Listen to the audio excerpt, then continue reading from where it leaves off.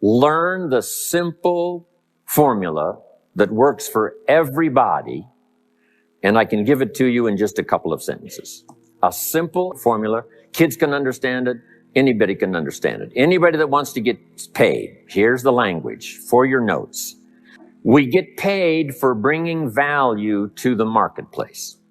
Now, the value we bring is one part of it, a product or a service, but here's the other part, the value you become.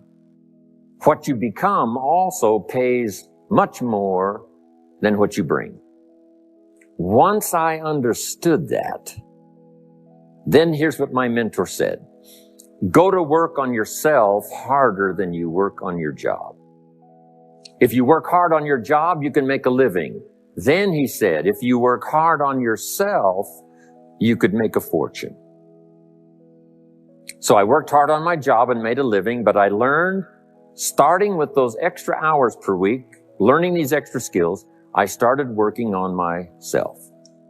Because all you have to do is make sure you become more valuable and more valuable and more valuable.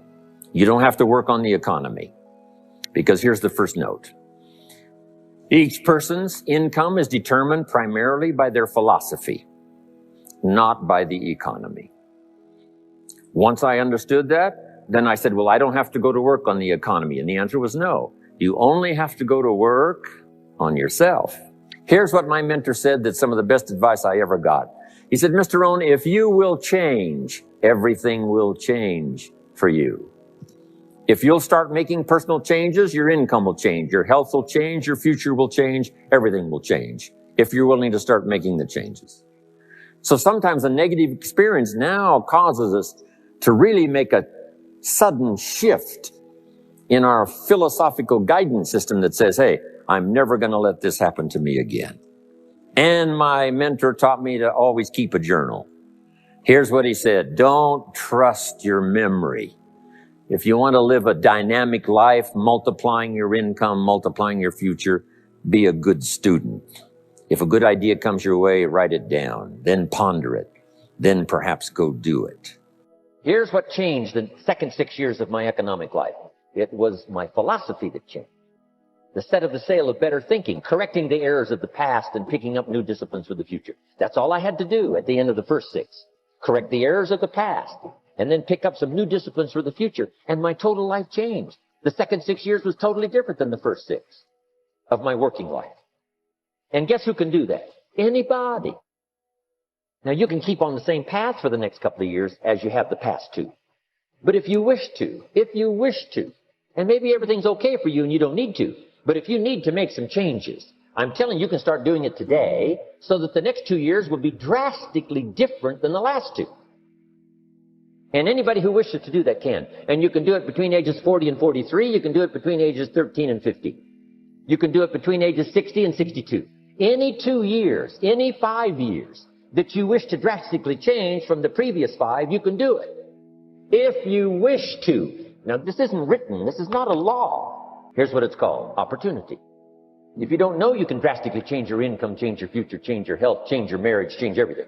If you don't know that, some people then go year after year after year after year not making much change simply because they didn't get to the class.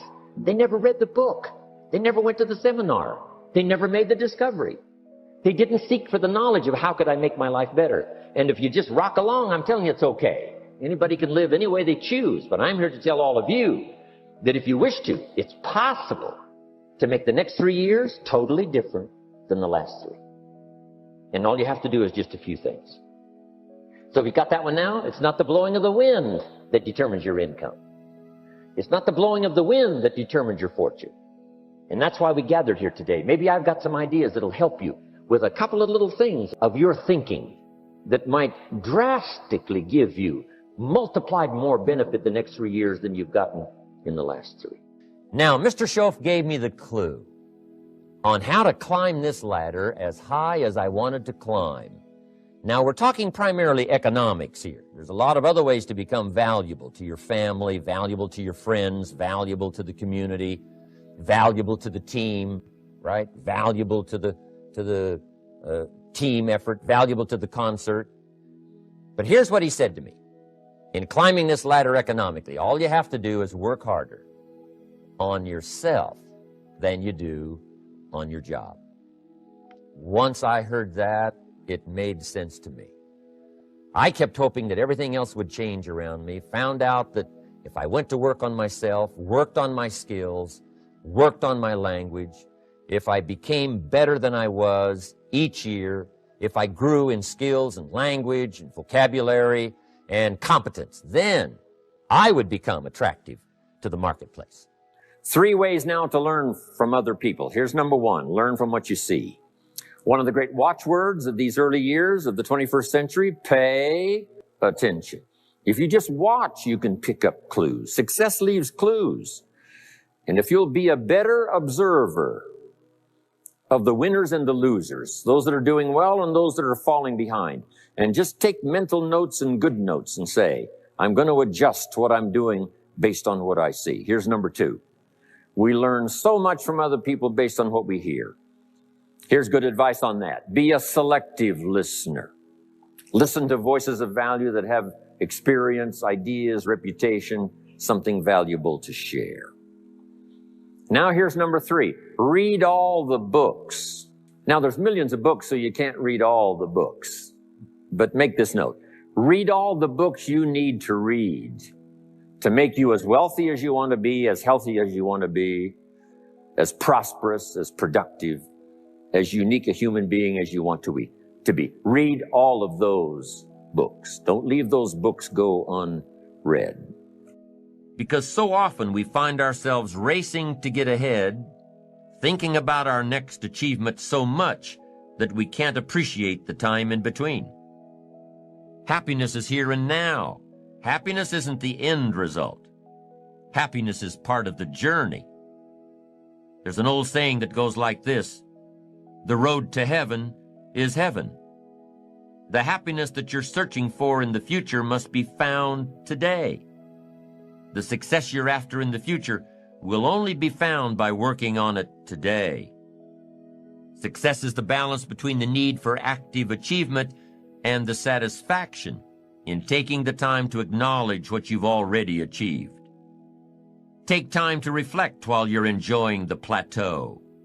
And while you're reflecting back on your past accomplishments, think about something else. Think about the potential within you that's still untapped. Consider these 2 questions during your time of reflection. Number 1, what could I have achieved in the past had I been more diligent? Could I have been more disciplined, worked smarter instead of harder, said no more often to social functions, to community commitments? What could I have achieved in the past had I tried a little differently? Only you can answer this question. It's very personal.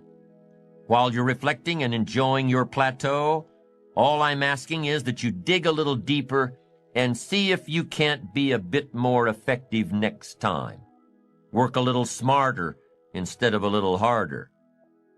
So that's question number 1. What could I have achieved in the past if I tried a little more diligently? Now here's number 2. How can I achieve more in the future? Well, if you take some quality time to thoughtfully answer question number 1, you'll probably have a clue as to what's needed in the future. Do you need to work more diligently? Do you need to be more disciplined? Do you need to work smarter instead of harder? Do you need to say no more often? Do you need to manage your time better? That's one of the keys to reflection. You can put down on paper what worked for you in the past and figure out ways to translate this information into the future. You can design your better future if you can learn from your past.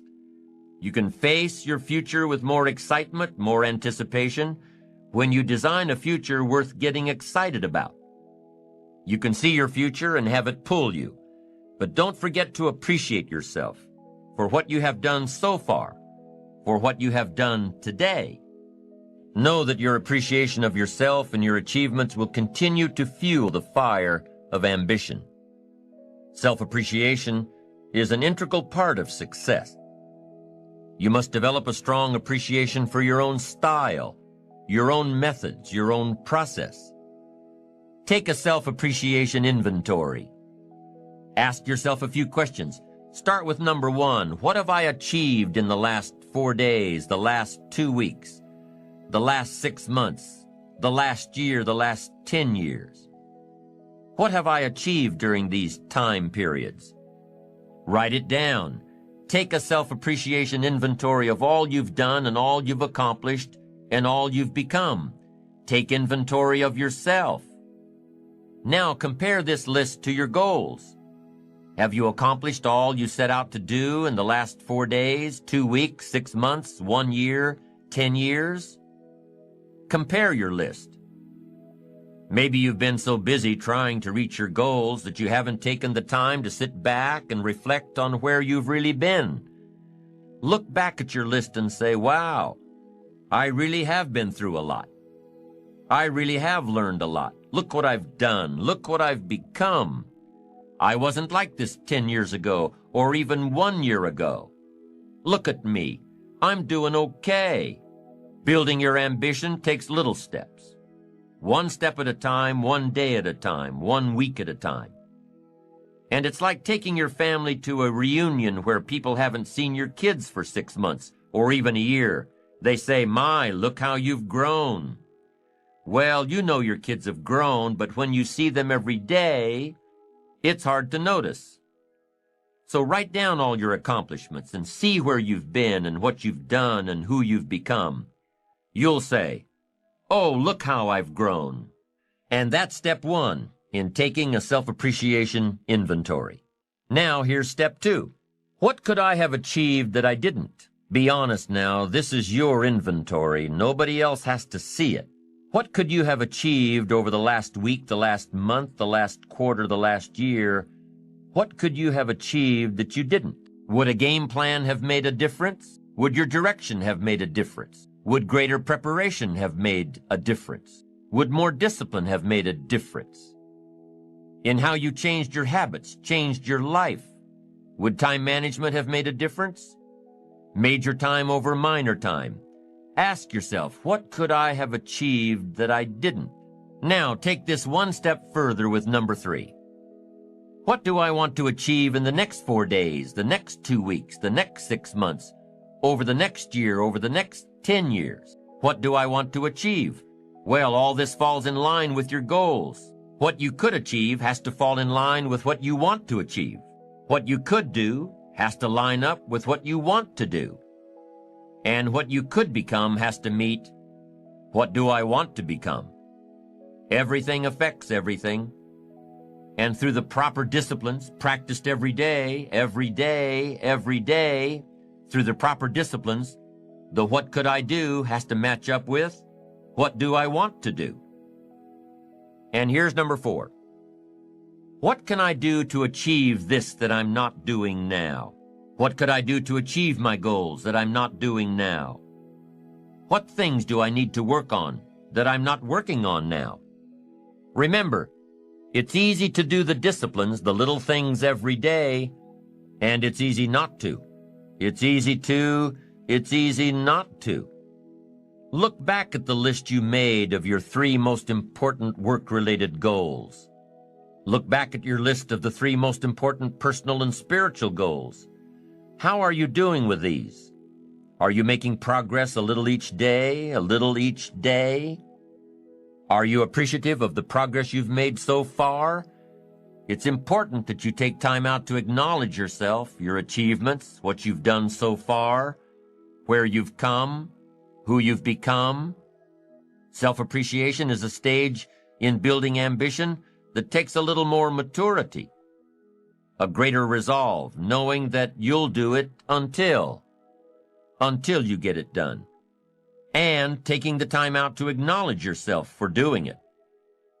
Self-appreciation comes from already being firmly set on the course of positive self-direction, being on the right track, having that wonderful blend of humility and self-esteem, knowing within yourself that you're accomplishing your goals, and knowing yourself enough and being confident in yourself enough to avoid needless bragging.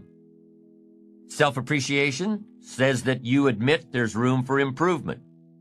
knowing that you're on the right track, but admitting the need for continued growth, more books, more seminars, more skills, more disciplines, greater awareness, bigger vision. There's always more room to grow. There's always more knowledge to gain, always more skills to perfect. We're never done with the education process because education is part of the path to wealth. Education and learning is part of the path to health. Continued education can turn you around if you're headed in the wrong direction. We need the mental food that others provide. We need mental exercise. We need to open up our minds to different alternatives. We need to learn to appreciate the other side of the debate so that we can strengthen our own and defend our own. We need to expose ourselves to a wide range of thoughts and philosophies and ideologies. You've got to listen to a variety of speakers, read a variety of books. No one speaker has all the answers for you. No one book has all the answers. You can't get all the answers from one person. We need a variety of influence to give us input, to give us ideas, to manage our business, to manage our relationships, to manage our finances, to take advantage of our time. We need a variety of influences. We need a variety of books in our library. We need a variety of tapes in our video library, our audio library. We need a variety of voices. And here's what else we need. We need a variety of points of view. Points of view can be so valuable. Somebody says, "Did you ever see it from over here?" And you say, "No." So you step over there where they are and you take a look back over here from their point of view. And you say, "My gosh, I never thought from this perspective. It's so different. No wonder you think the way you do." Here's the clue. Take advantage of all that's available in terms of mental food and mental exercise. Be eager to learn.